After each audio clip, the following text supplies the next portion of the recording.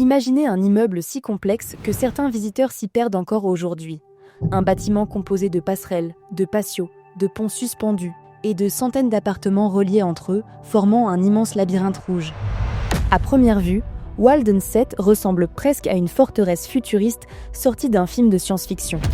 Pourtant, ce bâtiment est bien réel. Et depuis près de 50 ans, des centaines de personnes y vivent chaque jour. Alors, cette utopie architecturale a-t-elle réellement fonctionné ? Comment vit-on aujourd'hui dans ce gigantesque labyrinthe ? Et pourquoi Walden 7 continue-t-il de fasciner les architectes du monde entier près d'un demi-siècle après sa construction ? C'est ce que nous allons découvrir ensemble. Bonjour et bienvenue sur Minute Archi. Si ce n'est pas encore fait, pensez à vous abonner pour ne manquer aucune prochaine vidéo.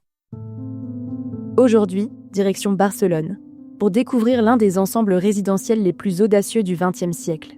Derrière ces façades rouges iconiques se cache un projet qui voulait tout simplement réinventer le logement collectif. À la fin des années 60, l'Espagne connaît une croissance urbaine extrêmement rapide. Les grandes villes attirent toujours plus d'habitants, tandis que les besoins en logement explosent.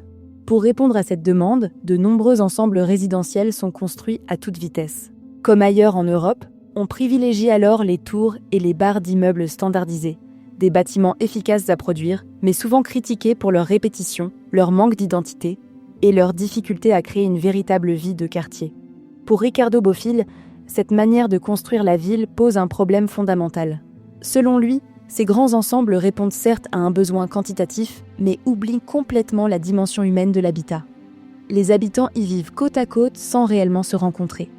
Les espaces communs sont réduits au minimum, les circulations sont impersonnelles et l'architecture devient presque anonyme.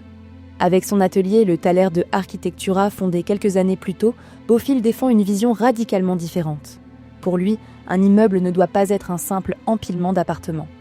Il doit devenir un véritable morceau de ville, un lieu capable de créer des interactions sociales, des rencontres spontanées et un sentiment d'appartenance. Cette réflexion est fortement influencée par plusieurs références. D'abord, les médinas méditerranéennes, avec leurs ruelles étroites, leurs places cachées et leurs parcours labyrinthiques qui favorisent les échanges entre habitants. Mais aussi les villages traditionnels, où les espaces publics et privés s'entremêlent naturellement, créant une vie collective riche sans pour autant sacrifier l'intimité. À cela s'ajoute une fascination pour les mégastructures imaginées dans les années 60, ces architectures capables de fonctionner comme de véritables villes verticales. Ricardo Bofill va alors tenter de réunir toutes ces influences dans un seul projet.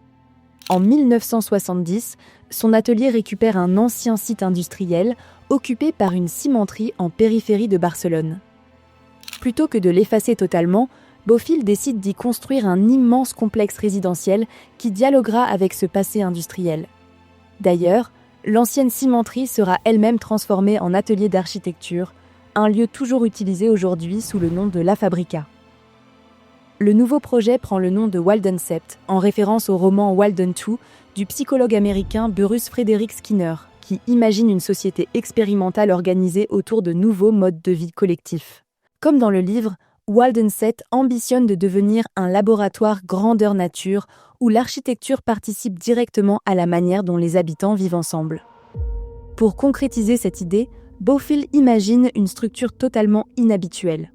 Le bâtiment est constitué d'un assemblage de modules organisés autour de plusieurs grands patios verticaux. Les appartements ne s'alignent plus derrière une façade classique. Ils s'imbriquent, se décalent, se connectent grâce à un réseau complexe de passerelles, de ponts, d'escaliers et de cours suspendus. Au total, l'ensemble atteint 16 étages et accueille 446 logements pour près de 1000 habitants. L'objectif est clair, casser la répétition des immeubles traditionnels et offrir à chaque résident une expérience spatiale différente. Mais une question demeure. Au-delà de cette architecture spectaculaire, que ressent-on réellement lorsqu'on y habite chaque jour ? Une fois les premières années d'expérimentation passées, Walden 7 cesse d'être uniquement un manifeste architectural. Il devient avant tout un lieu de vie. Des centaines de personnes y habitent, y élèvent leurs enfants, y travaillent parfois et développent progressivement une relation très particulière avec cet immeuble hors norme. Ce sont justement leurs témoignages qui permettent aujourd'hui de comprendre ce que l'architecture de Ricardo Bofill apporte réellement au quotidien, mais aussi les difficultés qu'elle peut engendrer. L'un des premiers éléments qui revient presque systématiquement est le sentiment d'habiter un lieu totalement différent des immeubles traditionnels. Beaucoup de résidents expliquent qu'ils n'ont jamais eu l'impression de vivre dans une simple résidence collective. À chaque déplacement, les perspectives changent. Les passerelles offrent de nouvelles vues sur les patios. Les escaliers se croisent. Les cours intérieures révèlent constamment de nouveaux angles. Certains habitants racontent même qu'après plusieurs années, ils découvrent encore des recoins qu'ils n'avaient jamais vraiment remarqués. Cette complexité architecturale transforme chaque trajet quotidien en véritable promenade. Plusieurs résidents décrivent Waldenset comme un petit quartier vertical plutôt qu'un immeuble, et cette impression n'est pas uniquement visuelle. Ricardo Bofill avait volontairement multiplié les espaces intermédiaires entre les appartements. 7 grands patios traversent le bâtiment, et autour de ces espaces ouverts s'entrelace un réseau de passerelles, de balcons coursives et d'escaliers. Cette organisation permet à la plupart des appartements de bénéficier de 2 orientations, l'une vers l'extérieur et le paysage urbain, l'autre vers les cours intérieures de Waldenset. Les logements eux-mêmes reposent sur un système modulaire particulièrement innovant. Chaque module mesure environ 30 mètres carrés et peut être assemblé avec d'autres pour créer des appartements de taille très variée, du studio jusqu'au logement familial. Cette modularité permet d'adapter les espaces aux besoins des habitants, une idée qui reflète la vision de Ricardo Bofill. Proposer une architecture capable d'évoluer avec les différents modes de vie.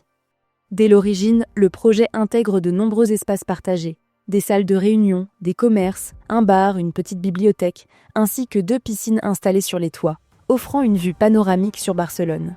L'objectif est de créer une véritable ville dans la ville, où les habitants peuvent se rencontrer, échanger et profiter de nombreux services sans quitter leur résidence. Même les couleurs participent à cette expérience architecturale. À l'extérieur, les façades sont recouvertes d'une terre cuite rouge devenue la signature de Waldenset. À l'intérieur, les patios se parent de nuances de vert et de bleu qui évoluent au fil de la journée et renforcent l'impression d'évoluer dans un univers presque hors du temps. Beaucoup expliquent qu'après avoir vécu dans ce bâtiment, il leur serait difficile de revenir dans un immeuble plus classique. Parce qu'au-delà de son architecture spectaculaire, Waldenset offre une expérience d'habiter que peu de résidences contemporaines proposent encore aujourd'hui. Mais cet attachement n'empêche pas une réalité plus complexe. Car derrière cette image d'icône architecturale mondialement reconnue, le bâtiment a également traversé plusieurs décennies de difficultés techniques qui ont parfois sérieusement menacé son avenir. Dès sa construction, le chantier est confronté à plusieurs contraintes économiques. L'Espagne traverse alors une période compliquée et le budget est limité. Pour réduire les coûts, certains matériaux et certaines techniques de construction se révèlent moins durables que prévu. Peu après l'inauguration en 1975, les premiers problèmes apparaissent. Des infiltrations d'eau touchent certains appartements et certaines terrasses.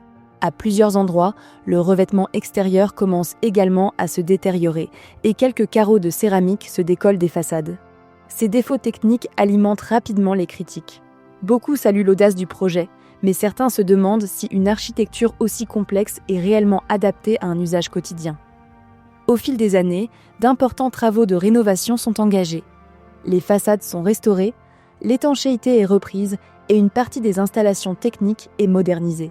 Ces interventions permettent progressivement de corriger la plupart des défauts d'origine et d'améliorer le confort des habitants. Aujourd'hui, Waldenset est globalement en bon état, mais sa gestion reste plus exigeante qu'un immeuble classique. Avec ses nombreux patios, ses passerelles, ses escaliers et ses espaces communs, l'entretien demande davantage de temps et de moyens. Autre particularité, son organisation labyrinthique. Si elle fait tout le charme du bâtiment, elle peut aussi dérouter les nouveaux visiteurs. Il n'est d'ailleurs pas rare que des invités ou des livreurs se perdent lors de leur première visite. Malgré ces contraintes, la majorité des habitants interrogés se disent très attachés à Waldenset. Beaucoup apprécient son architecture unique, la qualité des espaces communs et le sentiment de vivre dans un lieu qui ne ressemble à aucun autre. Près de 50 ans après son inauguration, Waldenset continue d'ailleurs d'attirer architectes, étudiants et photographes du monde entier. Finalement, ce bâtiment nous rappelle qu'un logement ne se résume pas à 4 murs. L'architecture peut aussi influencer notre manière de nous rencontrer, de partager des espaces et de vivre ensemble. Près de 50 ans après son inauguration, Walden 7 continue de poser une question toujours d'actualité. Comment construire des villes plus denses, sans perdre ce qui fait la qualité de vie? Dis-moi en commentaire ce que tu en as pensé et abonne-toi pour ta dose de Minute Archi.